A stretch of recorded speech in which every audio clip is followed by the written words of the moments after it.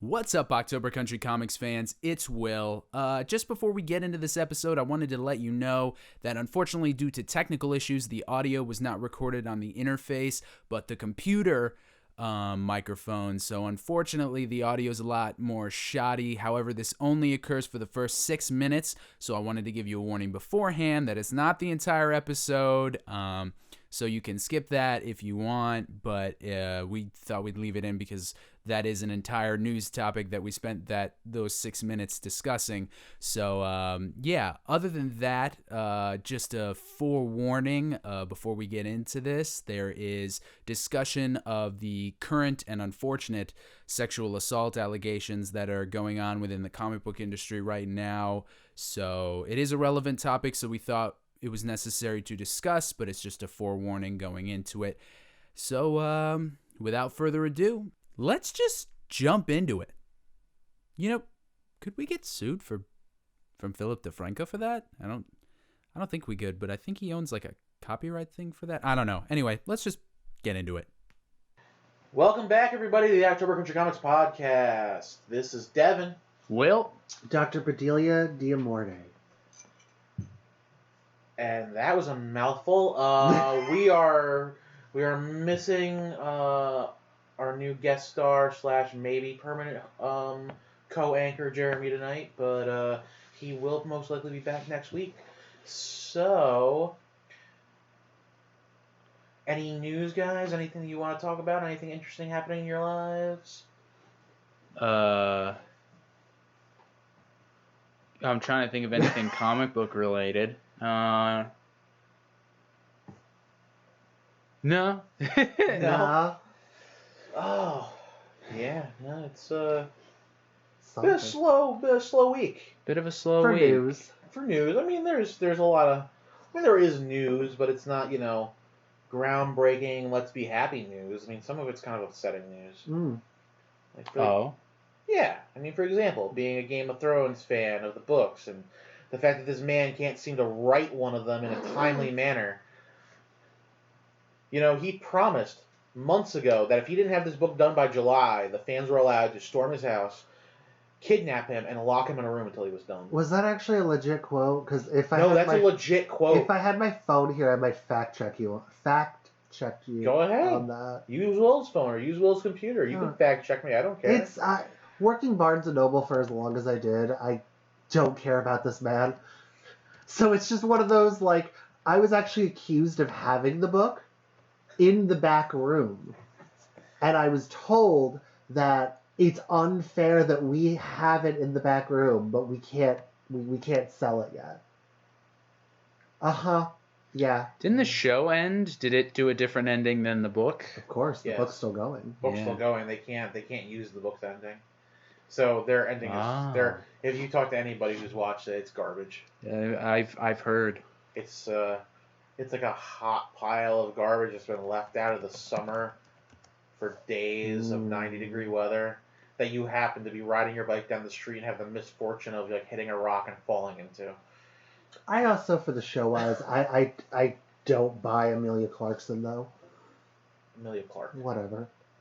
I don't think she can act. She's got a pair of nice boobies, and she's fine with being naked. I think that's what made her career. Who? Daenerys. Is that the one that... the mother of dragons. The dragons? Yeah. Well, she was cool with it. Yeah. And then she was like, no. Yeah, I'll leave the show if you make me naked again. She doesn't wow me as an actress. I find her very cardboard-like. She has one facial expression. Wait, she can actually make one facial expression? Yes. Oh wow, I'm impressed. No, again, it's just one of those things. Now there's an announcement from George R.R. Martin this month that he's like, yeah. So Quarantine's doing really good. I'm making a lot of progress on the book. It'll be out next summer. If there is a silver lining in these clouds, this will give me more time to finish Winds of Winter. Sorry, let me do that. Oh. Winds of Winter. It's all in caps. Oh. I continue to write every day up here in my mountain fastness. What? Up here in my Fastness? mountain fastness. I quit. I don't know what is that the title of the mountain. He didn't capitalize it. It just says, I continue to write every day up here in my mountain fastness. Does he own a mountain? I mean, I know the man has enough money to probably buy 3 small countries. He looks like he lives on one, or he's in a resort probably. I think it's like kind of like a, you know. I think he's trying to like play on the fact that he writes like high sci-fi nonsense versus high fantasy. Whatever. Yeah. It's high fantasy. Whatever. Let's just call it what it is. Learn. You know, you worked in a bookstore. Learn your genres. Whatever. Pleased to meet you. Won't you get... Now that song's stuck in my head. Why? Because that was played during the boys' clip. The boys' clip there. Yeah. So some happy-ish news is the fact that Boys Season 2 is coming out this fall, September. Does Boys count, like, other than fan-wise, and, like, people who enjoy it, but I don't look at Boys and go, ooh, happy news. Well, I mean, as long as you're not a person living in the Boys world, it's happy news. Okay. I mean... Because, like, I'm going to tell you, I thumbed through, like, some of the single issues that we have. It's some stuff. Herogasm, like, because that's one of the things we have now is Herogasm. Well, Herogasm was a story in the Boys where they literally go, all the powered people go to like it's like a sex resort / convention. I'm just slightly confused because I'm assuming it's Herogasm is in bed with another person, and it's a male, and like the person... No, Herogasm's the name of the convention. Oh, okay. Well, whoever the one character is. Homelander, probably? Maybe, yeah. And he's sitting there, he just got done boinking some guy that's apparently a superhero too. And he's like, what we did, is that gay? And Homelander's like, no, where would you get that idea from? And I'm like, what is this nonsense that Garth Ennis is writing? And we're back. Hooray! We were talking about the boys. You said something about Homelander sleeping with a man? Yeah, and like it was just this weird like interaction, and everyone else is screwing out on like a poolside, and then there's this weird dysmorphia thing. I don't know. Yeah, no, it's maybe I haven't done enough drugs. Again, man, here's the thing though, and that's the thing where I kind of I like Garth Ennis, but I like Garth Ennis in like small doses. I like Garth Ennis tamed. Well, like that's the thing, like, cause he goes full crazy like with a lot of stuff. Like, I mean, we've talked about, and I think particularly on this podcast, we've talked about the Hellblazer issue where John Constantine gets he goes to some backwoods town and gets drugged, and then the guy lets his dog do stuff to John Constantine. Which was funny because talking about the dysmorphia thing in Herogasm, a woman with some sort of problem is being bent over by a black lab. And it's what? In what? Herogasm. In the boys, I guess it was a mini. Yeah. I think there's 2 minis for the boys that tie in with the main series, and it fits in between certain missions, and then the one is called Herogasm, where it's them going to this sex convention / resort. It's so and then there's one which I haven't gotten to yet because I haven't read everything. Again, small doses for Garth Ennis. I think it's mostly about Huey, and it's called Highland Laddie. So I guess it's him going to Ireland. Again, I haven't read it yet, so I'm not entirely sure. With that being said, Wouldn't that be Scotland? Is it Scotland or Ireland? Scotland is the Highlanders. Okay, then Scotland. I apologize to everyone out there. I know that that's something people frown upon getting mixed up, so I pardon myself. Excuse me. With that being said, there are Garth Ennis things I like. Jennifer Blood is a lot of weird fun. And then you have The Darkness. So... He did the first 6 issues. Whatever. He still wrote it, and I liked it. speaking of the darkness, the writer that took over for Garth Ennis, Scott Lobdell. That was a good segue. He has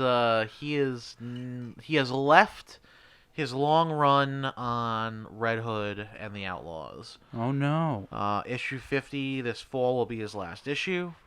And upon announcing this, apparently, there were some allegations that came out against Scott Lobdell. Oh.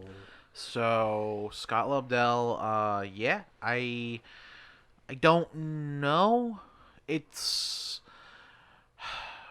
I get to a point with a lot of these allegation things where I understand where people are coming from, but then when you read it, it's kind of like essentially what happened was he's being accused of sexual misconduct by basically like hitting on other women in the industry who he's either been training to be writers, and even one of them admits that if it wasn't for Scott, they wouldn't have a job. Mm-hmm. And other artists or writers who have happened across Scott, who he quote unquote fancies, I guess. My thing is that like it kind of comes to this like, yeah, he hit on me, he said some really creepy stuff, and I told him to F off, and that's kind of where it stops. Like, there's no he was stalking them, there's no he continues to harass them, like. So I get this weird thing where it's like, is it really sexual misconduct then, or is it just someone just not knowing how to hit on people? I was wondering, because I haven't been able to find anything. Dynamite's been hyping up the Green Hornet revival. Yeah. I was wondering, do we know if they're still going through with that? Well, because I thought he had like a DC project that was canned now. No, just okay. Just the Red Hood.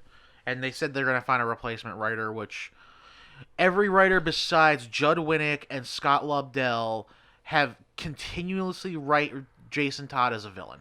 I would very much like to see Rob V take that over. I would love them to ask Judd Winnick to come back. Oh, God, Judd Winnick. Yes. Because Judd Winnick recently did a story for them.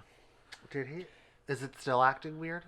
No, I wanted to look into the Scott Lobdell stuff myself. Did you find?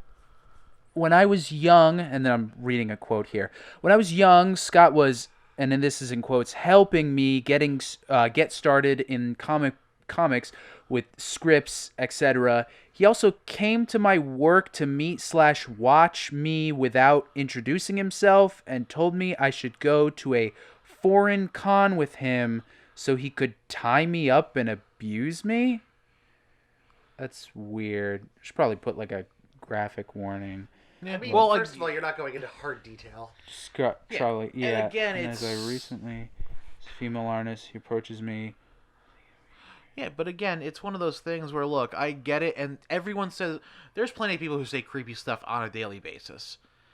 And as long as it doesn't go any further than that, why are we making a super issue out of this? I think, obviously, he's done nothing that warrants, like, an arrest or, like, anything huge. However, I mean, the guy clearly has a lot of stuff against him, so he should probably at least be receiving some sort of training, because these are not only like just like anybody, but these are people he's apparently mentoring and working with. I mean, it's just inappropriate abuse of power. Yeah, it's inappropriate conduct in the workplace and should not be tolerated. And I'm glad that he took the step, if this is of course entirely his decision, instead of DC telling him and allowing him to say that it was his decision to resign, of course. It's fine. But of course. No, again, look, I'm not even gonna say that the comments or conduct are acceptable. But what my thing is like, and again, Steve, we talked about this.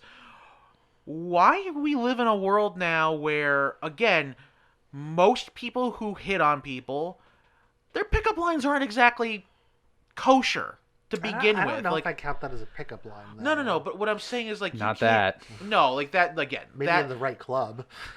But no, but again, like Steve, like I mean, we talked about this. You can't go into a bar, buy someone a drink, and hit on them anymore. It becomes an issue. It becomes we have to call the police. It becomes all this stuff now, And it's well, with cases like that, the world is becoming aware that situations like that are more dangerous than they appear. At least they can be. There's a great possibility for that. But again, this is also like this heightened sense of let's instill fear into people about everything. Like, yes, okay, there's a small percentage of a chance that the guy or the girl who's coming up to you is a serial killer and might be like taking you back to kill you, or could be a manipulative lunatic. Dude, rewatching Hannibal right now, why would you bring that up? Like, no, why?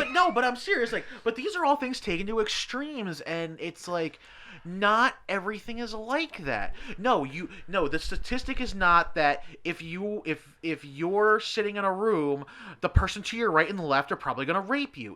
You're quoting Copycat for all those that aren't aware. I was actually making a reference to Family Guy's version of it. That's literally from yes, but the movie. But Family Guy makes it worse. The thing they make it easier. I actually think they simplify it because Sigourney Weaver goes in this whole tirade of, okay, who is white? Stand up. And she goes through this whole thing and she goes, now, all the white men over, and I'm butchering the hell out of the quote, but I know she eventually gets everyone to stand up and she goes, if you're a woman, sit down. And she just goes down, and then it literally is, statistics say one of these men will rape you. Jesus. You've never seen Copycat? It's such a great movie. No. But my thing again is it's good. this I love Sigourney. It's this whole idea that everything is dangerous, everyone is dangerous, everyone has to be everyone's got to have a whistle, everyone's got to have a panic button ready to hit. Look, I get it, man. The world is a scary place. The world's always been a scary place. There's always been crazy stuff going on. If anything, the world is actually safer now. Police are actually taking stalking allegations seriously now, because back in the 70s, that wasn't a thing. If you went to the police station and reported you were being stalked, they go, nah, just go home. There's nothing we can do. They're not doing anything wrong. And that's the thing. Now it's a serious offense. It's something you can be arrested for. Well, there's a lot of different things. Even if you no, hold on. What do you? There comes to a lot of different factors with that, though, and it's very situational as to where you are and how serious it is, and obviously what happened. And with that, I don't think it's a campaign to instill fear. It's just to bring to light things that are extremely inappropriate. Scott Lobdell's content here, because this is also backed up. This is a tweet that was retweeted by someone else who said the same thing. It was a chain the same thing and someone else. This is obviously inappropriate conduct, and this is to bring to light. And this is a lot of people who come out with these allegations, a lot of which are a lot more serious than this, come out to say don't do this. This is inappropriate. And I got no problem with that. That's not my problem. My problem is now you want to call him out on being inappropriate, fine. Call him out on being inappropriate. But should he be losing his job over it? You don't know if he lost his job over it. No, but my thing is but there are people who we've seen it. For example, something that was we talked about something we talked about on this podcast, Chris Hardwick. Again, no love for Chris Hardwick. I don't even like his show. I think he's a pompous ass. But I don't find him funny. No, I don't either. But I think he's a nice guy, but I don't frequent his stuff. But my thing is this. But look, we talked about that when that happened. There was nothing substantiated about what this woman claimed against him. She didn't even say his name, did she? She does later. She did later. Oh. And the thing is that he lost his job. The company that he co-founded wiped his name from even being a part of the founders list. Mm-hmm. You went to some hard, this person doesn't exist territory. That's my thing.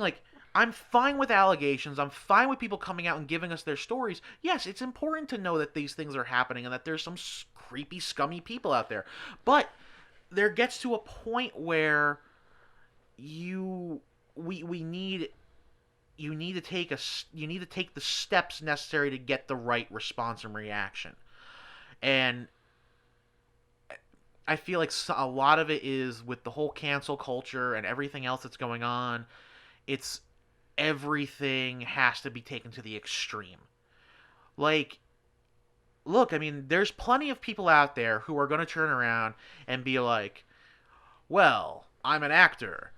You know, what's going on? Or, hey, I'm the manager of this law firm. Like, They were just a bunch of Twitch streamers, if you're familiar with the site Twitch. I did actually streaming. read A this. ton of them are getting outed right now for, like... But my thing you is, know. like, yes, you can say it's Is the deer person being outed?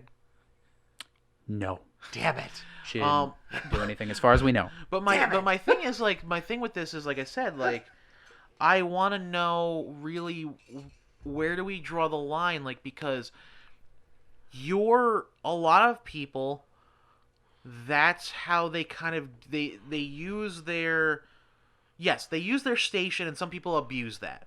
But some people, you know, sometimes it's kind of like their opener or how they introduce themselves, like, hey, I'm Devon. I'm the owner of a comic book store. How is it? Nice to meet you. Is that me, like, being abusive of my station in life? I don't think so. I think it's just me not knowing how to, like, introduce myself. In a professional manner, that's fine. I will tell you, in a dating world... no, that's what I'm talking about. I'm telling you, in a dating world, it is massively inappropriate, I feel. Okay. For, like, when I date people, I don't tell them where I work, like, a good 2 weeks after. Like, 3 weeks, I go out for coffee. Only because I've worked retail for so much of all of my life. Yeah. That I don't need you to come to my job and make me feel uncomfortable. No, my work and my personal is different. I get that, and like, but again, like, I feel like, again, there's things like I mean, we talked about. I don't think we talked about it on the podcast. We talked about it amongst ourselves. We talked about the Warren Ellis stuff. Yeah. And I mean, Warren Ellis even flat out said, he goes, look, I don't ever intentionally, like, I don't ever remember intentionally trying to, like, use my station as a comic book writer to do anything. He's like, honestly, I don't even think of myself as that important. And people are calling BS on it because, like, well, you're one of the most influential comic book writers of the last 30 years. I wasn't aware of this. I wasn't Warren there Ellis's? when you had the... Yeah. But it was around the same time that Cameron Stewart. You would know him. I know you didn't read it. Cameron Stewart's the writer on Batgirl for a while. After he's the Gale. He's the one where... So did Warren hit on him or something? No. He's another one that had allegations. Oh, okay. But again, like, my thing is, like, I think, you know, with the Warren Ellis thing, you know, and people are calling BS on him, and I'm like, well, no, there's a lot of people who hate their own work, who don't think it's as good as people think it is. Like, that's a real thing. Yeah. You know, so for Warren Ellis to be like, I don't really think of myself as important, like, I can believe that. Mm-hmm. And also, you know, it's, I don't know, I feel like there's extremes, and we're automatically going to the extremes now. We're not taking the time to actually go through and figure out if even the people making the allegations are honest. And we're not taking the time to really investigate if the person who's denying the allegations is being honest. It's work on both ends, and it's also one of those things where, unfortunately, because there's no arrests involved, because there's no need. It's public opinion. Yeah, it's public opinion. So you have people losing their job because of cancel culture and because of stuff that may never get substantiated. Now, again, there's also the flip side to that, which is the person making the allegations. It's again, public forum. You're never going to get any type of backup for this except for other people saying, you know, what they're going to say. So you don't even know if you're ever going to get really vindicated. Maybe that person who deserves to lose their job or deserves to lose their station in life isn't going to. Yeah, there's a huge risk in coming out with these stories and allegations. And to your previous point about losing the job, it's a hard take, but unfortunately, we don't know the steps that took to this resignation from Scott Lobdell. We don't know if maybe DC was informed and got involved, because they'll never put out a statement. No, but again, that's the thing though, but there have been instances that we have witnessed where that's the reaction, and they publicly do it. What, fire him? Not fire not people? him, Fire but other people. but like again, Right. Chris Hardwick. But That was a very public Johnny Depp. yeah. Johnny Depp, which Johnny Depp's finally been vindicated of that. When everything came out that Amber Heard was the one doing all of it. Yeah. You know, so again, like you had people sitting there saying they wanted him fired from the Harry Potter movies. They wanted him to be removed from this. They wanted the Well, he's Pirates. still out from Pirates, right? Isn't it No, Margot they're- Robbie or something? It's gonna exist in the same. They're world. gonna do two. There's gonna be a movie that exists in the same timeline, and they're doing a new one that takes place we don't know when. But with that though, because Amber Heard did lose her Warner Brothers contract. She did. The last thing I read, she is not coming back as Mira. I don't want to say that it's not as important of a role, but I would say like that would be an easier role to recast than say the Flash, who is also going through. Well, there you go. A heating of. Well, there you go. That's a perfect one right there. What the heck is going on with that? Like. We've gotten no statement from anyone. We've got actual video evidence that this man assaulted a woman on the street, no less. Mm-hmm. Like, was it on the street or was it? They had been kicked out of the bar at that point. Okay. Yes. So, what's going on with that? Why don't we have people railing against this? Because in order to finish the Snyder Cut, we still need Miller. I guarantee you that's probably why. And once that's over, they'll probably not bring him back. That is so weird and fascinating to me. Wow. They need him to, and Yeah, I just actually thought about that. I was like, oh yeah, they can't do it without him. Yeah. Like they can't just refilm all the Flash scenes with somebody else. I mean, you could do stunt doubling. You could, but you also like. He's got an annoying enough voice that you get a voice actor in there. Yeah, but the thing is, like, at this point, they're supposed to get it out by next year, and we don't know when. Big budget, like you'd still need like a huge crew to like get somebody in a CGI suit and like do all that stuff. So it's just too much work. But still, No, like, you know what? I mean, it's simple. You take all the scenes, and you only have to just bring Grant Gustin in. Mm-hmm. Just bring Grant Gustin in, put all the scenes on green screen, and just drop him into all the scenes. I'd be okay with this. And just be like, look, he's Grant, a good Flash. Like, just be like, Grant, we really need you to watch the scene and know how to move and know where everything is, because you're going to be all green screen, all by yourself. There's not going to be anyone else with you. And we need you to run right. Yeah. Don't be throwing and wiggling your arms all around. That's just a personal thing. Like, I mean, what is he doing? Is he like trying to like throw like a baseball pitch? They confirmed that he is grabbing the Speed Force Lightning in front of him and throwing it ahead of him so he can continue to run. I quit. I believe is the explanation. He's grabbing lightning and throwing it in front of him. For all those that can't see, Will is making a very lovely motion. I'm doing if you've seen like Justice League, you've seen this where they slow him down. You know the arm motion I'm making. So it's so entertaining. Like, I don't know if you're some animal trying to do like a mating ritual, but it's making me happy. It does kind of. But back to the topic It looks at like hand. the dance that Uma Thurman does after she does coke in Pulp Fiction. You're an ODing bitch. When it comes to someone, it's ultimately down to the decision of, was this brought to DC? Because also the narrative that we have now is a bunch of this stuff came out and he resigned. Yeah. If DC was made aware of this and did not do anything up until now, it's all to the amount of like, how much did this person know they were screwing up and continue to do it? Because this is something that he continued to do, and I would assume that at least one of these women were like, don't say that to me, that's really weird. And he like continued to do it, but ultimately, like, when it comes to situations like this, we're not there and we're not in the present, and all we have are the public statements that come out from both the accuser and the accused, and ultimately we just have to kind of go with what we have, because obviously no one has a body cam on 24/7 to show you. And again, like, and there you go, going with what we have. I think we all need body cams now, actually. Oh God, they talk about a police state, but like that's the thing. Like, but again, to your point, going with what we have, this to me, and again, like some other ones that have come up, it's basically, yep, this is what was said, this is how I handled it, and that was the end. And it's kind of like, okay, so that was the end. So they're just inappropriate and weird. let's move on. Yeah.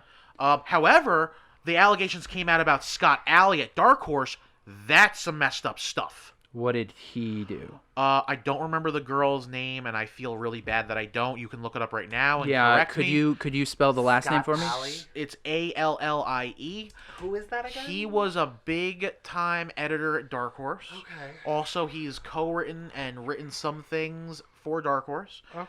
And he's got goofy ass hair. Yeah. Oh, I see. So the thing is that I feel really bad for the girl who again, she was an assistant editor and someone who worked under Scott Allie, and apparently he physically sexually abused her during their time working together at Dark Horse. Like, she stated that he had put his hand in her pants and things like that in front of other coworkers. Now, the coworkers didn't realize it because they were all like together in a car, I guess is what the story said. Okay. And she didn't want, and I get it, and I understand her, and I quote, again, paraphrasing quote, but I didn't want to tell people that Scott had his hand in my pants because everyone was going to be like, haha, Scott's being stupid, like, we're all together in a car. We're just being stupid together. Yeah. But no, I love this journey for and the thing you. is, like, and I guess, like, there was things where Scott Allie was telling her, hey, I really, like, why don't we, like, we should really be together, because now that you're becoming an editor and I'm already an editor, we can make, like, a power couple. And she's like, yeah, except I'm married and you're engaged. And he goes, well, let's just leave them and be together. And I'm like, that's super, like, dude. Oh, jeez. This is uncomfortable. And, like, but that's the thing, like, okay, now, yes, the things Scott Lobdell said to people, quote unquote, whether, again, I'm looking at it as like he was hitting on them very inappropriately. Mm-hmm. This, though, what Scott Allie was doing, this was that is an absolute abuse of power. That is against the law. That is everything there. Physical abuse, emotional abuse. Like, that is all stuff that I'm like, oh yeah, no. This needs a hard investigation, and I don't care if it is public opinion or not. Like, this needs to be looked into. Right. Like, whoa. Yeah. Like, this is going beyond the scope of, we don't know if there was... No. There's no physical There's proof. some stuff going on. Are we aware of Dark Horse's knowledge up to this point, or did they know when she made the public statement? Dark Horse has stated that they have apologized to her publicly as a company and said, we believe her. We had no prior knowledge of this. Okay. Scott Allie is, as of this moment, gone. He is no longer working on projects. He no longer works for us. You know, we are distancing ourselves completely from this man. Even, and one of the people that he used to co-write with and do a lot of work for was Mike Mignola, who's the Hellboy creator. Mm-hmm. And Mike Mignola made a public statement saying, I'm done. Like, I didn't know that this was going on. And the thing is, like, they're all like, we knew Scott had problems because he's an alcoholic. Right. So we all went on that journey with him with his alcoholism. But there was more. There's and now another layer. And they're like, look, like, and that's the thing, like, and I get it, and I agree with this. I'm all for helping people when they're going through dark times. Like, if you really believed in him enough that, okay, we're gonna help you work through your alcoholism and get you better so you can put out better stuff, we're all here to support you. That's great, and that's fine. And if there were things like, and maybe they chalked up some stuff to his alcoholism, which is kind of what they said. But to find out that this was going on before, during, and after, they're like, no, we're done, dude. Like, there is no making you better. Go away. Like, we've done everything we can for you. Unfortunately, there are a lot of circumstances like that where alcoholism is another problem that person faces, and that person ends up trying to use it as a crutch, saying, oh, no, I get so drunk that I just can't control my... Yeah. No, you have two different problems. The thing, also, in her statement, and again, I really feel bad. I don't remember her name. Let me verify this. Again, like, the thing is, and again, Shauna Gore. Yeah. So Shauna states in her statement, and I mean, you can look it up. I mean, I'm sure it's very easy to find. Yeah, I found it here. It's like she states after the story, she says Scott was not drunk. He was sober. This was not due to his problems with alcohol. Right. And I'm like, geez, like this is, and the thing was, and again, just because, and this is the other thing I feel bad about, and this is another reason why I feel like these things have to be taken. You have to be. The allegations and stuff that come out need to be, I guess, for lack of a better term, on point, kind of like what Shauna did, because in a week where all this stuff comes out, and it's one day after another.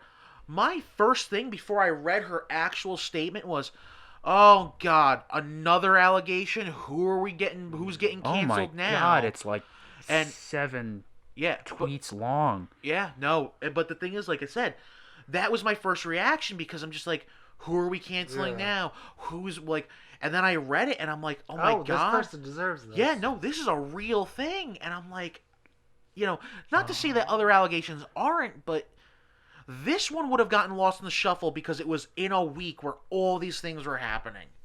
It was the week where we had like 7? Yeah, she does acknowledge that he was perfectly sober. So, no, anyone who's out there, this is a legitimate, like, allegation. This is a legitimate thing. Right. I mean, look it up because this woman's story really needs to be heard. Shauna Gore, against Scott Allie from Dark Horse. Scott Allie has a different. Yeah, he has a lot of issues to be worked out, and that's what I think. That's what I would like to hope is the situation with Scott Lobdell. Obviously, he was not to this level. He never touched anyone, as we know. But I would like to think that he realized that he has a certain issue with communicating with female coworkers and people who work under him, and left the company itself in order to prevent himself from abusing that power. Because I'm all for people who are abusing this power over and over and over again to do things like this, like we've seen, and conduct themselves in such an inappropriate manner, deserve to lose the job. They clearly are not fit to be in these positions. And I would hope that Scott realized that, and that's why he stepped down. To be like, before it gets any worse, I'm going to go seek help and I'm going to get better. I would like to think of it as a positive light. I don't want to think that DC said, you're fired, get out of here, tell people whatever, blah, blah, blah, blah, blah. No, and I think the thing too is it was just one of those things where, and I think part of it is just, he doesn't want there to be a whole, there's already enough negative stuff on DC right now to have that be, and to get out ahead of it and not to be have to make DC make a statement is better for DC in the long run. But again, I think it's one of those things where,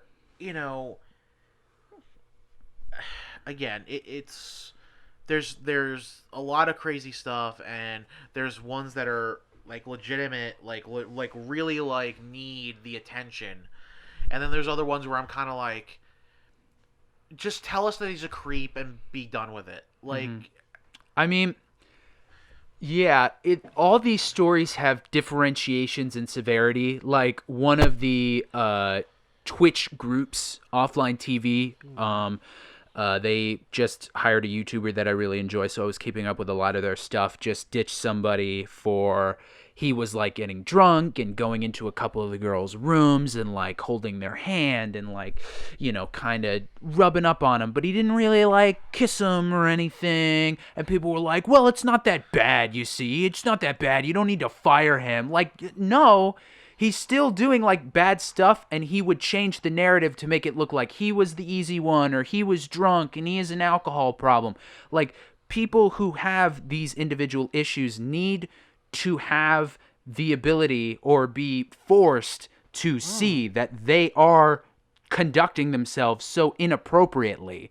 And if they cannot fathom that, if they refuse to do that, they need to leave. They can't, because using these public positions and such power with such public opinion on their side and such fame, it gives you this feeling of power. And to abuse that power is a dangerous thing. And even when it's, light stuff like Scott, I mean, he obviously didn't do anything. Scott arrested. Lobdell, not Scott Allie, everybody.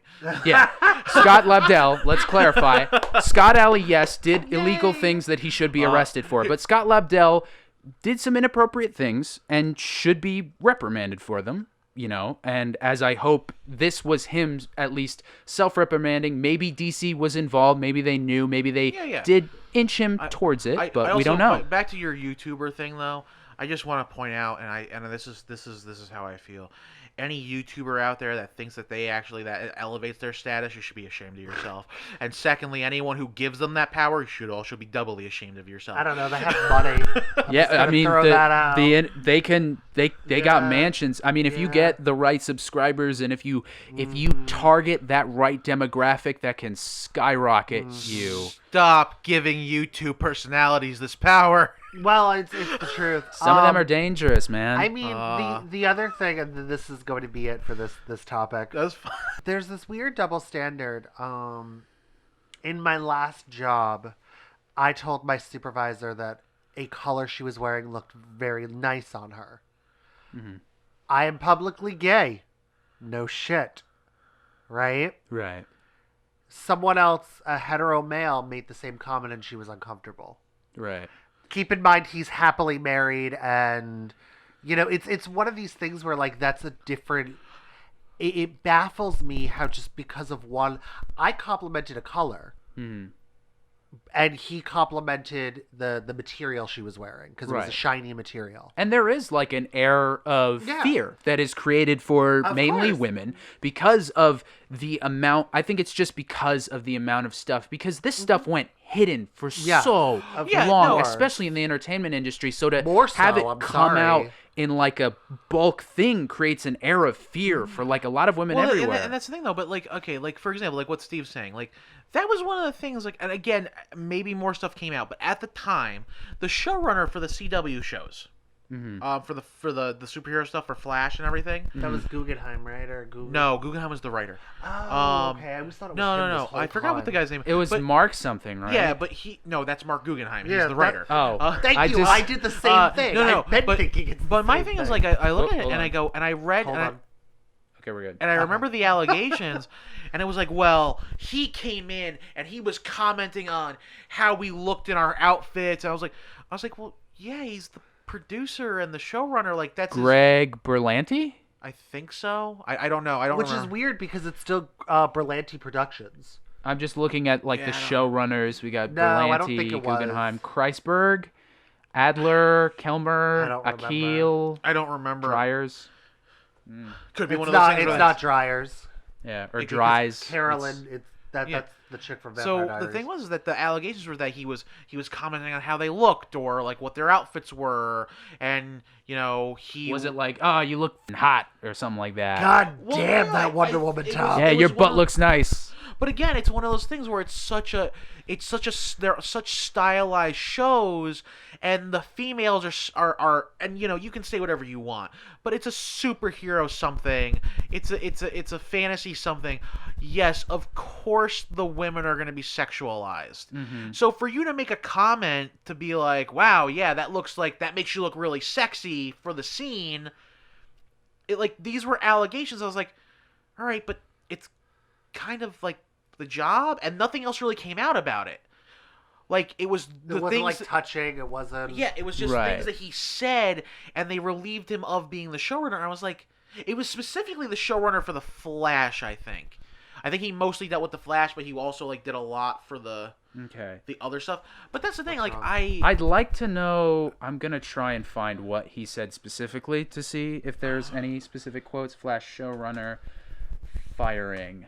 Well, with stuff like that, I mean, you obviously it was Kreisberg. Okay, because I was gonna say it wasn't Guggenheim. I guess he ran Supergirl when it came to. Oh yes, I remember. I remember this actually. I know this was a while ago. Yeah, I'm pretty sure we did talk about it at one point. Yeah. And that was my thing. It was just and I don't know what Oh no, there was touching. Oh, What was the- I missed that piece. 19 men and women, all of whom choose to remain anonymous, came forward to accuse the showrunner of sexual misconduct, inappropriate touching, which took place over a period of several years. Many are current or former employees of the shows Kreisberg executive produced. He allegedly touched people and kissed women without consent and asked for massages from female staff. Oh. So there is a lot more All right. than that. Redacted then, because Okay, Yeah, it did yeah. come out. Well, no, when I first heard about this, I just remember it being comments. I don't remember Yeah. hearing God, about. I'm so glad we're fact checking stuff. Thank now. God. Well, no, because I remember when this whole thing came Well, out, yeah. we did not, I remember it being about comments. Yeah. I don't remember anyone sitting there saying, yeah, he felt the need to press his lips against mine. I guess. I mean, it could also be like before the Flash and Supergirl. That's true. So it doesn't clarify as to what shows they worked on. Well, no, it because was they remain anonymous. I thought it was Flash because I thought it was Iris.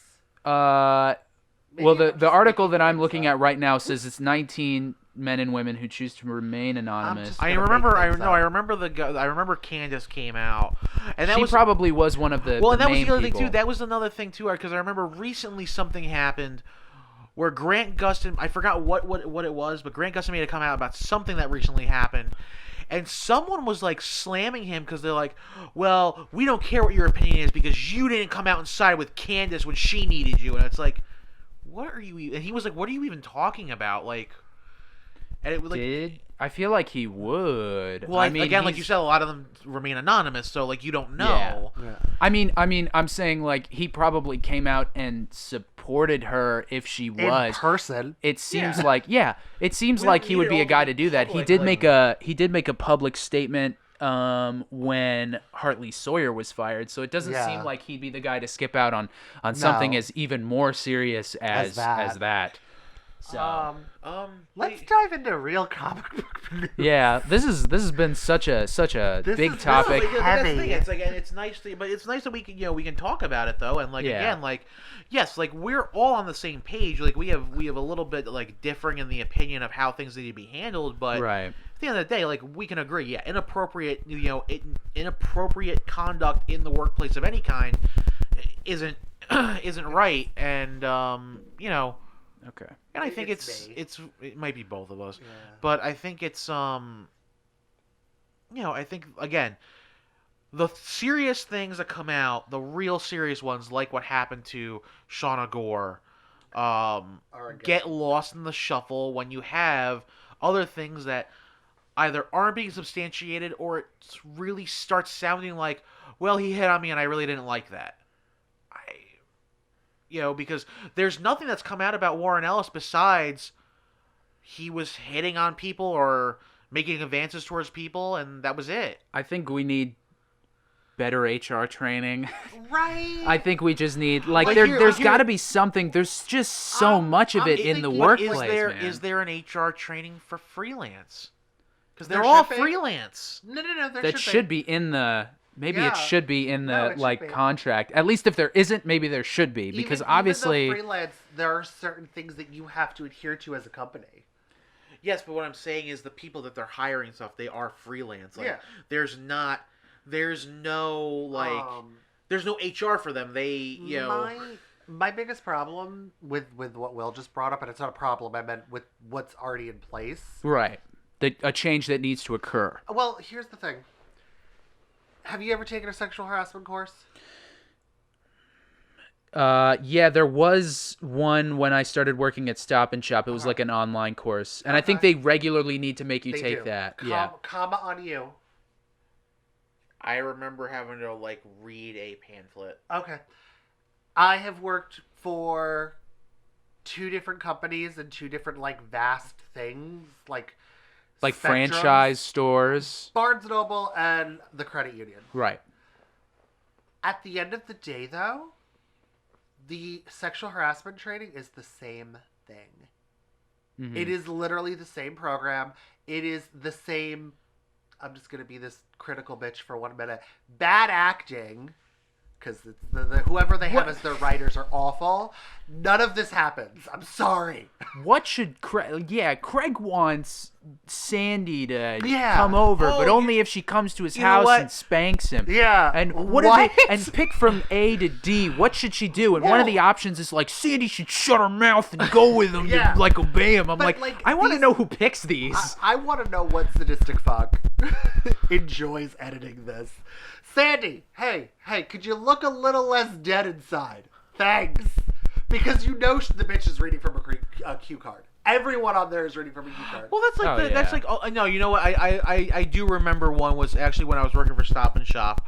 It was like the things that you're not allowed to say to your coworkers, and like so it was like it's these two store clerks and a third. So there's two guys store clerks and one female store clerk, and they're like. And they're working together, and like there's customers walking by, and the one guy was like, "Hey, you know, like, hey, me and Jim here, we're going back to my place later. You should come over." And like, yeah, you know, thank you. We can make a sandwich. I was like, no one says this like on the sales floor in front of people. Yay! Like, yes, okay. I'm not gonna say that there's not stuff like that happens. Like, but I'm just like, course. but I'm like. This isn't how this is gonna happen. Well, like here's the thing though. I agree with Will. This what is already there is okay, but if I go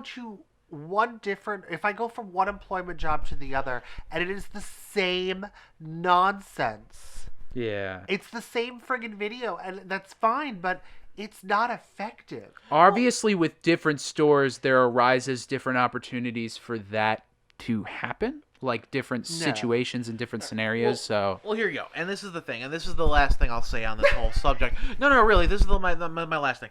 Okay, my feelings on the whole matter in general are everything has to be dealt with on a case-to-case basis. There is no blanket way to deal with it. You can't treat everything the same because it's not. Well, yeah, there are different like severities and that's the thing, cases. But everyone wants it to be zero tolerance. This is how it works. Well, no, that's not how it works because everything is different, and you can't treat it with that without actually being able to investigate things. Mm-hmm. I'm gonna just add my quick 2 cents for this. If I look good, please tell me.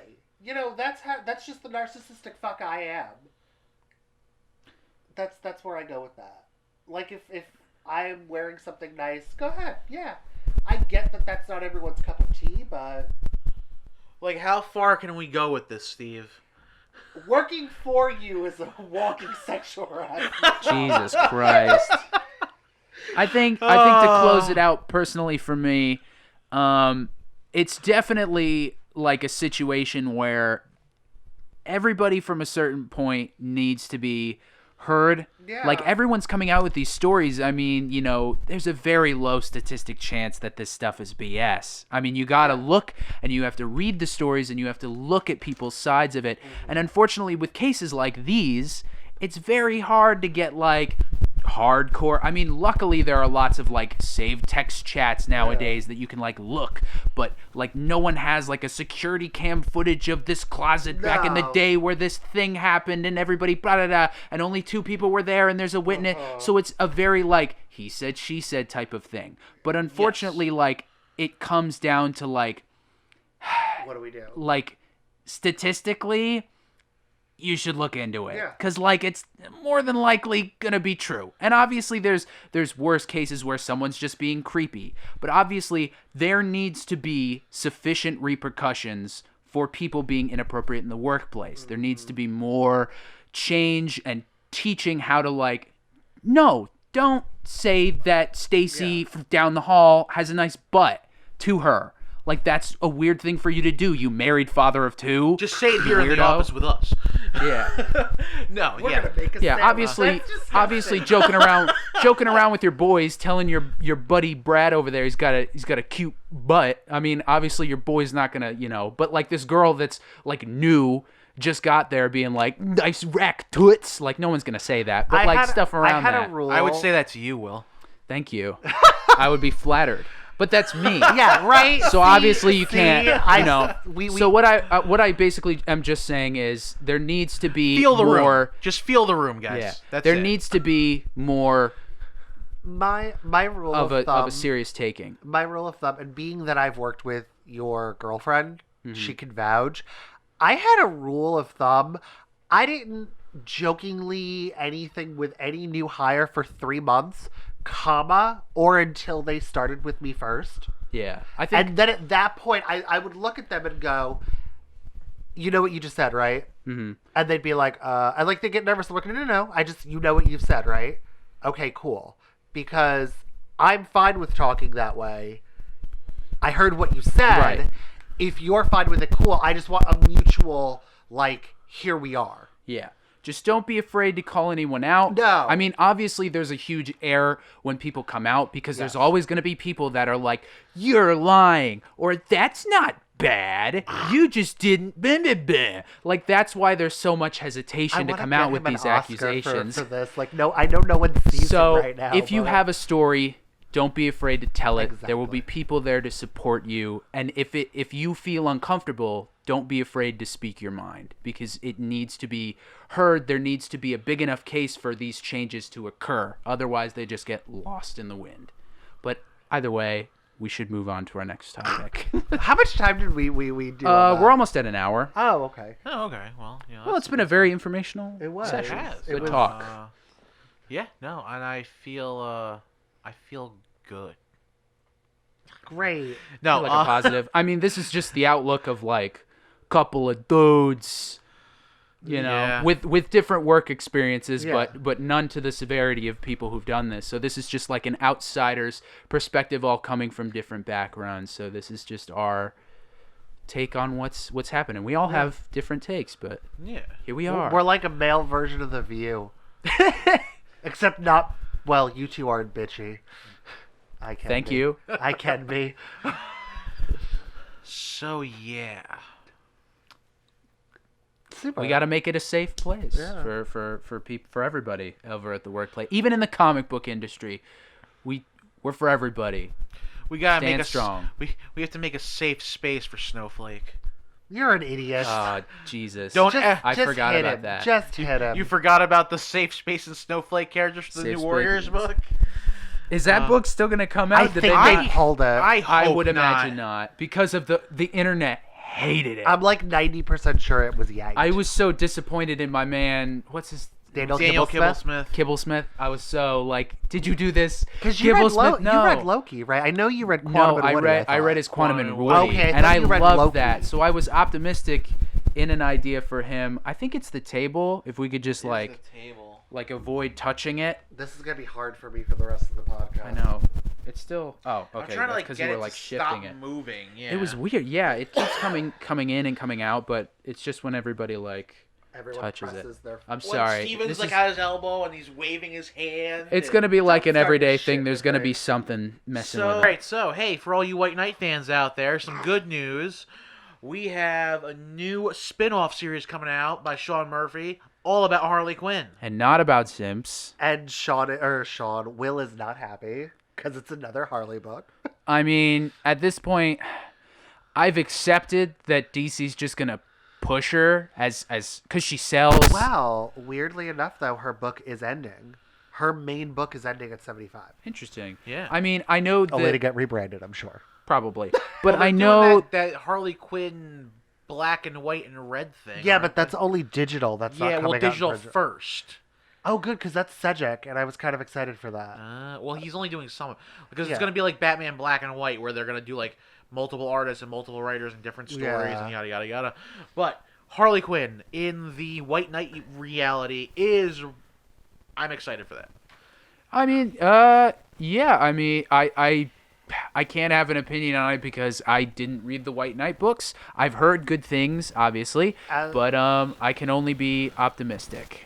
Yeah, no, like, as a retailer, though, I don't think I've ever had someone come back to us after buying that book and be like, wow, this was garbage. No, I don't think I've even had someone give me like it was okay. Like, people love what Sean Murphy Sean Murphy. is doing, and he's even, I know at some point he's writing or co-writing an arc of the current Catwoman stuff.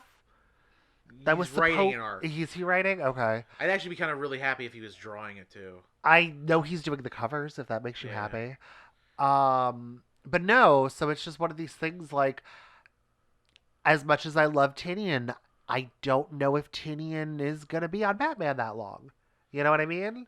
I don't know. I think he's going to be on there longer than you're expecting. Do you? Yeah. Because I think especially considering the fact that the generation stuff isn't happening. True. That's true. Yeah, 5G is no longer happening with DC according to the no. news. You sound so upset, and it's a lie. I'm You're devastated. What? Darnation. Oh, okay. I was like, no, nothing I was like, with what happened now? Now again, no. I was gonna say, God damn it, and flip. What are they doing? Do we know or? No. Interesting. It's just not. I think basically they're just rolling all the 5G stuff into death metal, which is also partially why right after the COVID stuff, Scott Snyder made an announcement that death metal was expanding with new one-shots and there was going to be more story. There's a lot of Scots in the oh my God. in the comic book industry. Yeah. And they're all just terrible. To varying degrees. It really was. As far as we know, Scott Snyder has not committed any actions. Yeah. He's committed all kinds of actions against our DC characters. Story-wise. With that being okay, said... if Batman could sit there and tell you on the doll... Okay. No, he hurt my childhood. With that being said, I read death metal and was actually interested. So yeah, but because you haven't waded through all the crap of yesteryear. It's fine. I read the original death metal series. It's fine. It wasn't death metal. It was whatever. Metal. Dark Knights. Dark Knights metal. Whatever. Not whatever. Stop saying whatever. Although our DC wall books are very shiny and it makes me happy. If I could, I'd make this whole place look like a disco ball. No, but again, I think the Harley Quinn stuff. I'm excited for the Harley Quinn stuff. Yeah. I think it's interesting. Something that I have to check. I actually just thought about this. Oh dear God! Did you hear about the Star Wars stuff? What Star Wars stuff? The most amazing thing to happen to Star Wars ever. Anyone that now. liked the newest three. Except for anyone who likes the newest three. I heard there's a rumor that they're going back and redoing them. What's going to happen is, so Kathleen Kennedy is on her way out the door. Yes, finally. We know that. They fired her, correct? No, I don't know what's going on. She's not going to be with the company much longer. Right. And I feel like it's going to be 2021 is the start of this. But Jon Favreau and Dave Filoni are supposedly, and from their statements, because they haven't been actually able to state it yet, probably, but everything that they're saying sounds like they're going to be taking over Lucasfilm. They're taking over Lucasfilm division as the people in charge. And so right now, Dave Filoni has stated that Disney has already set the precedent for this because they're the ones who started it. And Dave Filoni's like, and I also have I already wrote a way to deal with this in Rebels. With the whole, like, Force being part of the time thing and how, like, inside the Force you could witness all the things that could possibly happen. So he's like, yeah, Disney already set the precedent for this. Just take the numbers off the films for future releases and just call it Star Wars Legends. Done. Over. Huh. So now what they're talking about doing is Dave Filoni this is the part where it gets into heavy rumor, but the rumor is that Dave Filoni is getting together with Timothy Zahn and they're going to find a way to bring Heir to the Empire to the big screen. Interesting. That is probably one of the greatest Star Wars stories ever told. So excited. Cool. If that takes the place of episodes 7, 8, and 9, oh my God. Can I ask a stupid question? Sure. 2 things. What is Heir of the Empire? Heir of the Empire is the story that introduced one of the greatest Star Wars villains ever, Admiral Thrawn. Oh, okay. Mr. Blue Man himself. Yes, I'm familiar with the Blue Man. Thrawn, basically, he almost single-handedly gets the Empire back together and almost completely destroys the rebellion. Okay. after the emperor dies. Like he just takes over. He just shows up and he's just like, "Yup, I kind of knew the emperor sucked because I'm smarter than him anyway. So now this is what we're gonna do, and we're gonna do it the right way." And he basically almost destroys them. So that's my first question. Yes. My follow-up question is Leia in that saga? So here's the thing, and this is the other problem, and this is what I've been saying for years. What you should have done was just recast them. Okay? Have the original trilogy and just recast them.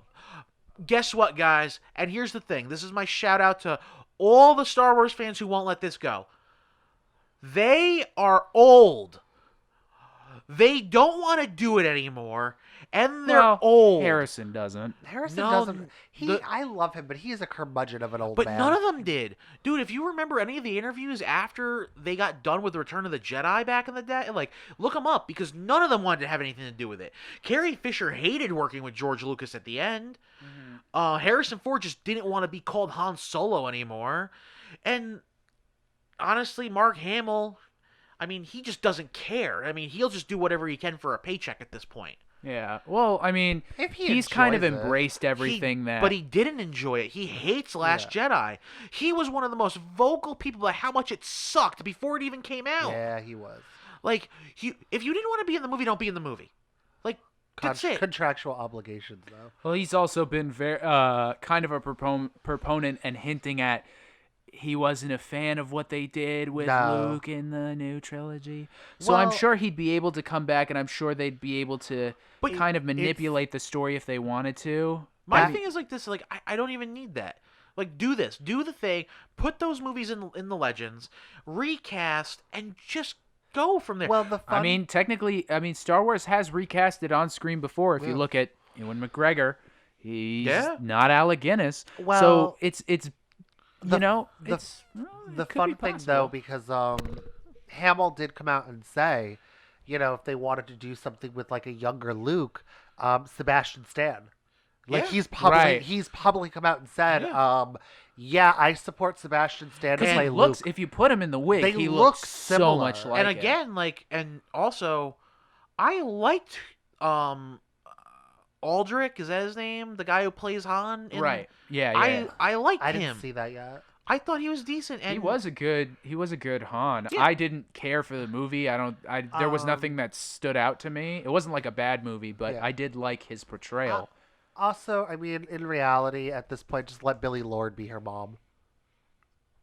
Yeah. Just let Billie Lourd be Leia. They don't look enough alike for me, but I know Billie Lourd would really kind of sit there and go, okay. Alden, I'm sorry to interrupt you. Alden Enric.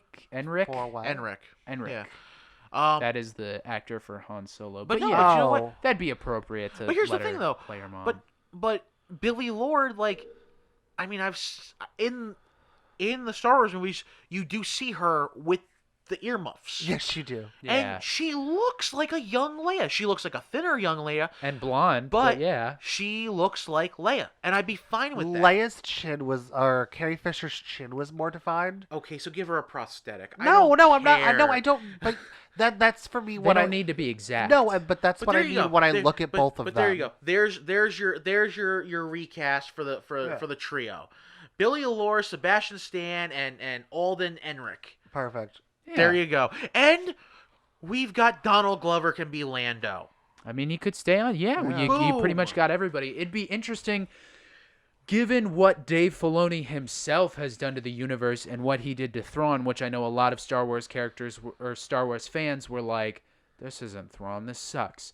Because, unfortunately, in a show like Rebels, where the cast isn't as expendable as, say, a show like Clone Wars, and you had to keep the same cast per episode and you couldn't really, like, kill anybody off, Thrawn ended up looking like I'll get you next time, Gadget. Mystery Inc. Yeah. Mystery Inc. So he was like, if it weren't for those meddling kids, but he would always end the episode by going, no, it's all part of my plan. Something like that. However, to make him still seem cool. However, it was dark all part side. of his plan. Yes, but it did make him look like a little bit of a goof. And they did. Dark side. They did. I mean, this is spoilers for Rebels, but it's been care. over for a couple years now. He was kept alive, so technically would suffice if they were to also bring Ezra Technically. into. And also, technically, Ezra's alive, but is he really? Like, because what's the whole thing? Doesn't because again, spoilers for anyone who hasn't I watched it. swear to God, it's like you all are talking like Latin. Oh, you know what? Get Disney Plus and get off your ass and watch some good TV. Okay. I am. I'm watching Hannibal. Yeah, and I'm It's watching a good- it too. It's it- okay. Disney You're Plus, only on fourth episode. Yeah, who cares? Disney Plus is a good investment. It's how I found out the Avengers had a brief 1 season long anime. It's not good, but I never knew that. The X-Men and Blade had one too. I have watched the X-Men one. That's really good. I did not watch the Blade The one. thing that makes me happy about the X-Men one, though, it is the same voice cast as Wolverine and the X-Men. Yes, I Which, noticed that. if you haven't watched that, do yourself the favor. Yes, It's a beautiful definitely. show. I have watched it. Again, spoilers for Rebels. Because the whole thing, if I remember correctly, doesn't Ezra sacrifice himself to take out Thrawn by trapping them in, like, hyperspace? So basically in Rebels they established there's these creatures that are like space whales that can travel through hyperspace. Perfect.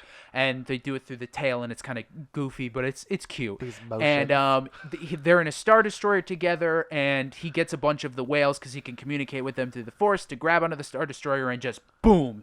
And so they leave off with a time jump to the end of Return of the Jedi. And Ahsoka shows up to Sabine, and they're like, let's go look for Ezra, because he's probably out there fighting Thrawn, even though it's been like 5 years? Isn't like Well, the thing is that, and the reason for that, though, the reason why she says that, because don't forget the thing with Ahsoka. Because remember, like, when they thought Ahsoka was dead, but remember, because I think, when did he finally go back? It's like 2 years afterwards, like, because it's 2 seasons later. Yeah, it's when season Ezra 4. finally goes back and pulls her out of the temple. Yeah. So there's this in the time temple. So yeah. there's a precedent that sets, like, okay, yeah, Ezra it might be 5 years for us, but, like, Ezra could pop out. It could only be a day for him. I don't like- think they're gonna use. I don't think they need to do time travel because, as far as we know, they're rumored to be addressing this in season 2 of The Mandalorian. Because there's rumors that who is it's gonna play Ahsoka?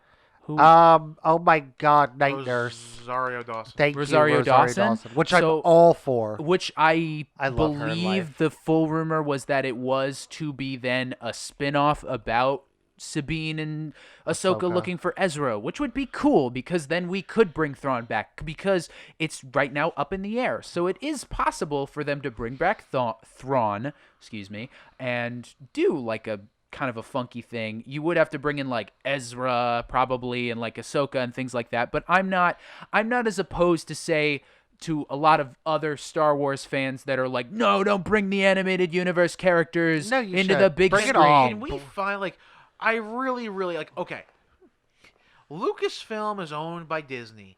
Can Disney please just step in and be like, no, listen, here's the deal. We got this. Okay, this is all happening in the same reality? Okay. Cast the live action versions of these people so we can, like, make fans happy. And that's one of the cool things that I love about I love about Dave Filoni and Jon Favreau, because Jon Favreau goes, and you want to know one of the big things that he said, which was really funny, was he goes, yeah, you want to know why The Mandalorian's so good and why it's a success? Because we listen to the fans. Yeah, I mean, that's. I mean, you would hope that they do. Why does everyone hate the new trilogy? Because Kathleen Kennedy didn't listen to the fans. Not particularly, no. I mean, I don't even think she didn't even really like step in. And here's the she thing, was like- she just grabbed the director off the street figuratively and was like, make a movie. Like they didn't Well, plan and that's the thing, it's anything. and the thing is, like, she, like, basically was like, yeah, no, the reason why Last Jedi is one of the greatest Star Wars movies ever that we've made is because it subverts the subversion of fans. I'm like, what are you even saying? You're literally just saying words that, like... It took narrative pieces that you set up and told everybody, gave everybody the finger. Like, that's not good storytelling. That's just like, ha ha, I know what Star Wars is and you don't. Like, it's such a divisive movie. I personally am not a fan of it, but I won't, like... crap on anyone who is, but I will say one thing about this movie again, and here's the thing. I think Rian Johnson is a great director because I love his other movies. I love Looper and I love Didn't he do the Daniel Craig one recently? Yes, and I'm blanking on Knives Out. Knives Out. My God, it's like such a great movie. I did see that. Yes. That was a really good movie. And here's the thing. If nothing else, Last Jedi is a beautiful looking movie.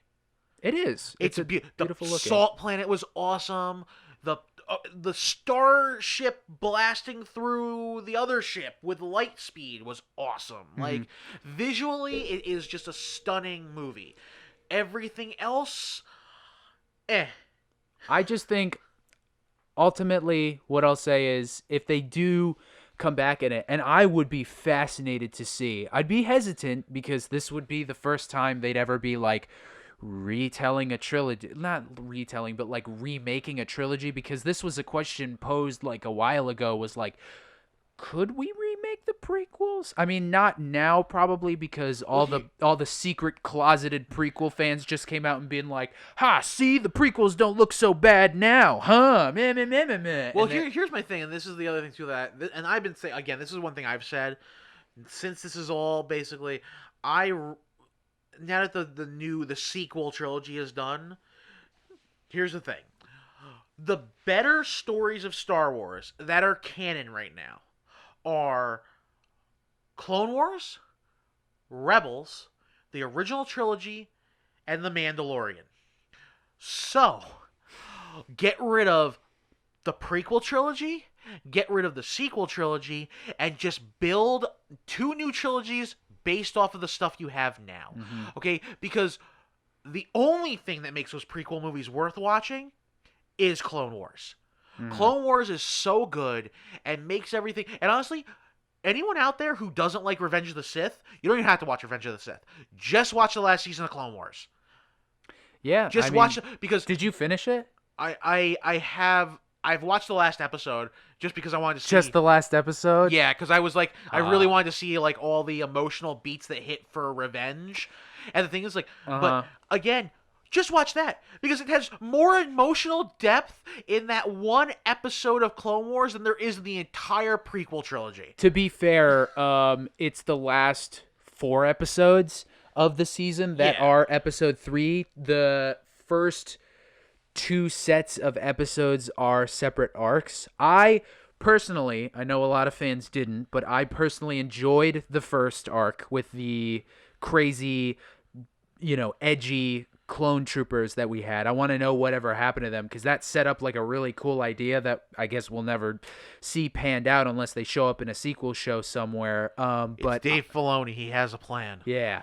And now he'll probably be able to do whatever because of just the fan support for that man. But the middle one, it dipped.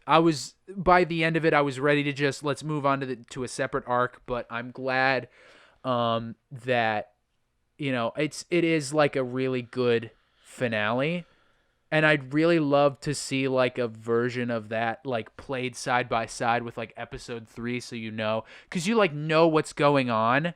And like, it's sad to think how clueless these characters really are when you know what's going on behind the scenes. It's just like a weird thing. Yeah, I think that, but again, that's the thing. Clone Wars was so much better than the prequel trilogy. Yeah. So let's just turn around and be like, okay, this is what we're doing. We're going to get rid of the prequel movies. And here's the great thing about Ewan McGregor. Ewan McGregor is young enough, and yet he can also look old enough to play both versions of Obi-Wan. So let's just do it. I think you'll have a harder time getting a case for the prequel trilogy, especially now because of all the prequel fans that have come out. But also, like, this was still George's work. Well, here's the thing. But you know what, though? There already is a precedent for it. And you can get away with it by just turning around and being like, well, look how dated it is. Because the original movies still hold up and they still look fantastic. If you watch the Blu-ray high-def versions of the prequel trilogy, each movie progressively gets worse with the CGI to the point where it's almost unwatchable. Okay, Obi-Wan Kenobi in Revenge of the Sith, when he's riding the giant iguana monster thing, Yeah, that thing. Dude, it looks like Jimmy Fallon telling you he's in Paris when he's on a soundstage. That's how bad the CGI looks. I'd have to go back and watch, but yeah. Yeah, it's rough, man. And also, every clone trooper in Revenge of the Sith is CGI. There's not one real clone trooper. Yeah. They're all CG'd. And it's like, why? People are doing that. Oh my God. I saw a screen test. People are doing that in fan films now. They're going to put people in mocap suits and they're going to CGI stormtroopers and clone troopers, and it looks But the sick. thing was, they weren't even mocap. They were just dropped in CGI. Yeah. And the thing is, well, the ones that had the helmets on, because there were a couple you saw without them. But even then, like, the outfit was CGI. well, the ones without the helmets are just they just copy and paste the head. And actually, now if you look at them, you can see that the heads don't sit right. Oh, wow. But the other thing too is when you look at but again, the Mandalorian, they actually had to call up. Jon Favreau got in touch with the actual 501st.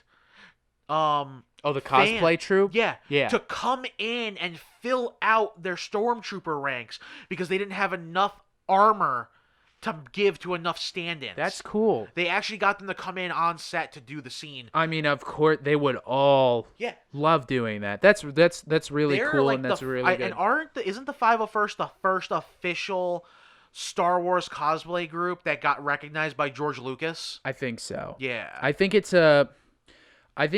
there's obviously good parts. Star Wars can have a very infuriating fan base a lot of the time, especially when it comes to topics talking about the sequel trilogy. But I think it's definitely a risky play with rewriting or remaking a Star Wars movie, especially one that is in the lines of 1, 2, 3, 4, 5, 6, 7, 8, 9. Well, yeah, but hold on. To that point, though, they didn't have numbers originally. Those were inserted later. Yeah, but So- now it's like so ingrained in pop culture. Like I'm not saying that I don't agree with it. I'm saying it's a risky play business wise. How much? Here's my question. You ever watch? How much Simpsons have you watched? Very little. Okay. There's an episode in Simpsons where you find out that Principal Skinner is not actually Principal Skinner. Oh. He's like when he was in the army, his supervising officer was Seymour Skinner, and they thought that Seymour died. So Armin Tamzarian, who is our Seymour Skinner, assumes his identity because he can't bring himself to tell Skinner's mother that he died. So he just kind of like, he didn't have a life from where he was from because he was just a hoodlum. So now he's like, I want to make this lady feel like her son isn't dead. So he assumes his life and becomes the principal of the school.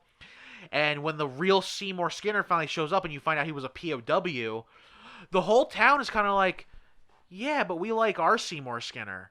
You're kind of a jerk.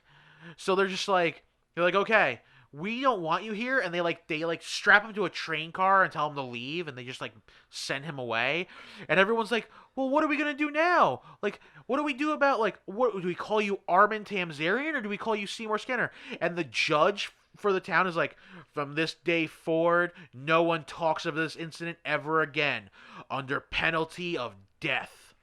Nice. And it's like I feel like that's what the Star Wars fandom should do. From this day forward, we don't talk about those movies ever again, under penalty of death. Now here's 7, 8, and 9. I'd kind of feel bad for the crew and the actors that kind of portrayed those characters, though, to spend all that time. I mean, I'm sure by the end of it, a lot of them were done. I could see, watching episode 9, I could tell in Daisy Ridley's face, she was so done with this fandom. I Hold felt on. she was done at 2. Well, she was bullied off of social media after the first one. Are you kidding? She was donezo. Here's my thing, though. Yes, okay, feel bad, but they got the money. And here's the other thing, too. What reboot of Spider-Man movies are we on? This is on the third And iteration? we are just the other 2 iterations don't count anymore. As far They're as we not know, canon. yeah, we haven't had anything on screen in terms of Star Wars that has ever been rebooted before. So it's kind of like an unspoken rule. Star Trek. Yeah, but that's Star Trek. Well, yeah, but that's and I like- mean that's like- only happened once. Was it twice? 3 times. They had a third movie, didn't it? No, but like a reboot. Like a reboot. But what do you mean? No, I'm talking about the reboot, the movie reboot. Yeah, just the one Yeah. reboot though. Yeah, and even then, No, like, he's just counting the movies. yeah, Yeah, or isn't that whole universe a reboot? Yes, but but one not, reboot. It's one reboot. It's not multiple reboots. Not yeah. every movie is Yeah. a new reboot. Yeah, And also, I But- mean, technically, you can even argue Discovery is kind of a reboot, even though it's like Not does enti- take place in the universe, but it's kind it's of like supposed to take place in the regular one. it's one of and- those things where you're kind of like, okay, I got you, except for. So you're telling me they just kind of ignored that they had that technology for 100 years? Stop. Yeah, but then Just they stop. go to the future, and now they're in the future and Do you something. not like the new Star Trek? I only watched the first season. I thought it was okay. Like, I want to see more before I put my full opinion on it. You know, I'm So optimistic. you give it another season, is what you're telling me. Yeah. Especially with the inclusion of Pike. I want to see where it goes from there, especially now that I want to know more about this version of Pike, even though it's supposed to be the original version, which we also don't know a whole lot about because, like, we only got the one pilot episode with him. So I'd like to see more of him and his involvement in that, which, by the way, film version of Pike in the 2009 J.J. Abrams, like, Star Trek universe. Mark Harmon. No, it Bruce was Chris Greenwood. Hemsworth. I'm sorry, Bruce Greenwood voices Batman in the Young Justice TV show. Yes. And I think, didn't he do Under the Red Hood? He did one of the Batman movies. Yes, he did. Yeah. Okay. Yeah, So he's Bruce Greenwood. I don't know why. I like his Batman. It's Yeah. pretty good. I don't Pretty know good why I Batman. thought Mark Harmon. Yeah, I don't know why you thought. No, Mark Harmon voiced Mark him Harmon in- Mark Harmon did Superman in Justice League Crisis on Two Earths. Yes. Okay. Yeah. It was interesting because I've watched NCIS, so to hear Gibbs's voice come out of Superman was the Listen, weirdest thing for me. I love that man. I It don't even was a like, good- I don't even like was a good NCIS voice. anymore, but I love him. I haven't watched it in a long time. You're not missing but anything. What I'm saying is, like, Star Wars has been like an unspoken, like the comics, the books, whatever, wipe it from existence. There's not as many people that read that. You would be surprised. Well, I know there's a lot, but I'm saying, like, it doesn't have as big of a pop culture, like, impact as, say, like, the movies or the TV show. It does a lot, Will. Not as big, though. Like, I'm not Yeah. denying that it would, but not as big. It kind of fleshes everything out. And It also, does. it's what the entire fandom was doing while there were no movies or sequel movies. or TV shows. Like it's literally like the entire Star Wars fandom read those books. Yeah. Yeah. But I'm That- saying, like, in terms of a business standpoint, because, like, general pop culture and the general populace don't know a lot about those books. So Disney was kind of like, we can just scoot Yeah. this over here because nobody that we know the Star Wars fans will come no matter what. And we need to focus on is getting the rest of everybody into this. And nobody else outside of the Star Wars fandom read the books, so we're just going to wipe them and we're going to make new movies and it's going to be this. So technically to the general populace other than the Star Wars fandom, unfortunately, this is the Star Wars canon that they have now. So to kind of reboot would be a shock for, like, them. And so that would be like well a then they risky can know play. then they can know how real Star Wars fans feel. Yeah, I mean, in reality, And again, they can know how everyone in the comic book industry feels. How many freaking DC reboots have we survived? Partially, barely. New 52 nearly sank the company. Now they're trying to do it again. yeah. But no, I think that again, and that's a huge flaw in the thinking of these companies, is that stop trying to be smarter than your fans, because your fans are the ones who are getting people to go see these movies. Yeah. At the end of the day, well, if you're It the is free only advertising. reason why, listen, my wife loves me. She hates Star Wars, but you know what? She'll go with me because she knows she likes to come to movies with she me. will Mm-hmm. go hold your spot in line 2 hours before the movie and threaten and people. threaten to cut a bitch. I know that because I was with her. So like, you want to see Scary Crystal, Will? Have someone try to cut her on a line for a movie she don't give a fuck about. But the general aim of these is to not only attract the fandom, but to attract the populace outside of the fandom. But that's the and thing, be though. like, we got to get as many people to watch the movie because we need the money. But here's the thing, though, and that's the other thing, too, here's my point, though, for the Star Wars thing. They don't need to. Because when Phantom Menace came out, the people who camped out for 4 days to get a ticket to the movie, that's the Star Wars fans. That's not general populace. Yeah. General populace doesn't do that. Star Wars is popular because of the fans. The people who spend money on Star Wars are the fans. I mean, there are a lot of them. Yeah, the general populace is, in this instance, the smaller portion of the fandom. Mm-hmm. Like, that's my point. Like, the books, the games, everything that was Star Wars canon. Because that's the other thing, too. Outside of, like, and to your point, besides the movies, yes, I would say that there are people who got introduced to Star Wars from a video game. From a book they picked up. Oh my god, the Nintendo 64 video game? Love Shadows that. of the Empire. No, not that one. Oh, Rogue Squadron. Rogue Squadron was Yes. my fucking jam. Yeah, no, but that's the thing. Like, That's not how I got introduced. across all kinds of media, someone got introduced to Star Wars. Maybe it wasn't the original trilogy for everybody. Well, it's the marketing. Yeah, but again, then that's the thing. It's like you were introduced through something, and it branched out from there. So the marketing behind Star Wars is what gets the fandom and gets the general populace. Everyone's general populace, but there's someone who loves something Star Wars for the most part. Mm-hmm. Well, I don't want to discount anybody's introduction to the series. I'm just saying, for the most part, it's people who watch the movies and that's what they want to do. And they're not stupid in saying that. No. And But not the people. I'm saying, like, the company isn't stupid enough. Like, they know no matter what they do, if Star Wars is attached to it, the fans will come. Like, well, Solo made money. Like, it did well, but for a Disney movie, it didn't, because it didn't get everybody they wanted. And Which is funny, because every other movie they did that year predominantly flopped.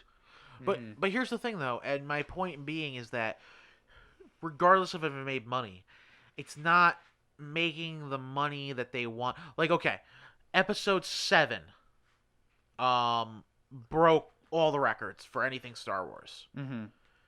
Episode 8 didn't. Episode 9 certainly didn't.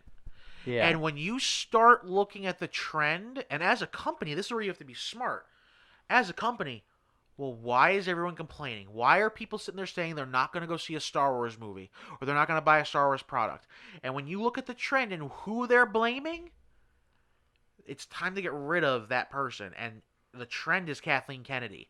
Because Kathleen Kennedy has basically outright insulted Star Wars fans.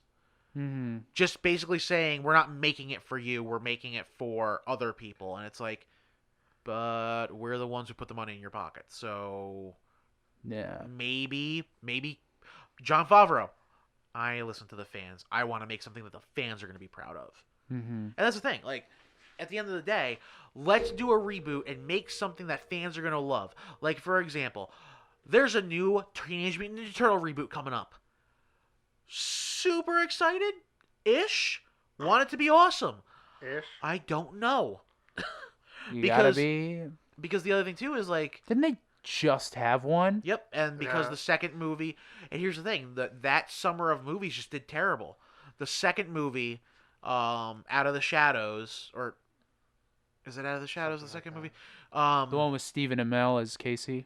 Well, they both had him in it. He was in both. Oh, he's in both? Okay. Yeah. But that was the thing. The second movie didn't do well, so even though it set up a third movie, they're not doing it. Yeah. And it's like... But the first movie did well, and if you look at all the big budget movies from that summer, none of them did well. But it still made its money back. Mm-hmm. So it's like, so let's just do the third one. But no, we have to do another reboot. Yeah, I think Disney's definitely taking a step back and doing something. I don't want to take a leap here because it is a deep, deep rumor that they could be rewriting it. But I think it'll be a long time before we see anything even close to that. I want to say that they're going to be... 5 years. I give it 5 years. It could be. This is my biggest problem with this new wave of Star Wars movies to begin with. Yeah. Disney took time or Marvel Studios took time to plan out their world, whether you agree with it or not. I don't know. Those 3 Star Wars movies felt rushed. I mean, they weren't planned. We know that from the beginning. Everybody's come out and said nobody had a plan. Yeah. J.J. Abrams made this movie. Rian Johnson took what J.J. Abrams set up, did his spin on it, and then he left because everyone got mad. And then J.J. came back and was like, well, I got this movie, and I got this movie, and I got people who like this movie, and I got people who like this movie. I guess I got to kind of do something. Well, don't forget, the big thing was that their whole point was they wanted a different director for every movie. And originally, Colin Trevorrow, the guy who did Jurassic World, yes, was going to do Rise of Skywalker. Right, but that was supposed to be called Duel of the Fates was its original title. Yeah.